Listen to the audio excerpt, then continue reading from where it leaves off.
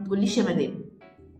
نخش بقى في المرحله الثانيه بعديها على طول، مرحله الدينايل.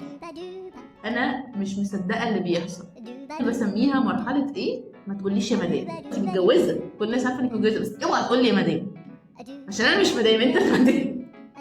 حصلت ولا ما حصلتش؟ انت اللي مدام، انا مش مدام يا ستي. ما انت مدام خلاص، ما اصحي من النوم، انت اتجوزتي. ليش يا مدام، معلش سوري.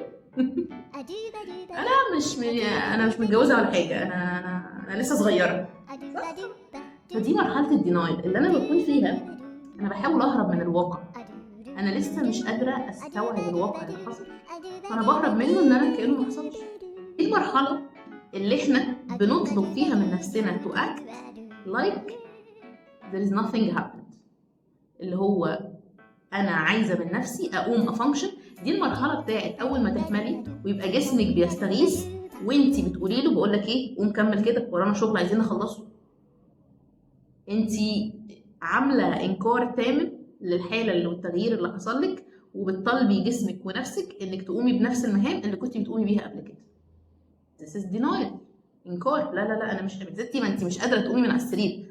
انا ليه مش قادره اقوم من على السرير؟ اهم حاجه الشغل، تقومي تفحتي نفسك وتبقي دريند بعدها، عشان انتي مش قادره تستوعبي ان في تغيير حصل، في حاجه حصلت اثرت على مستويات كتير.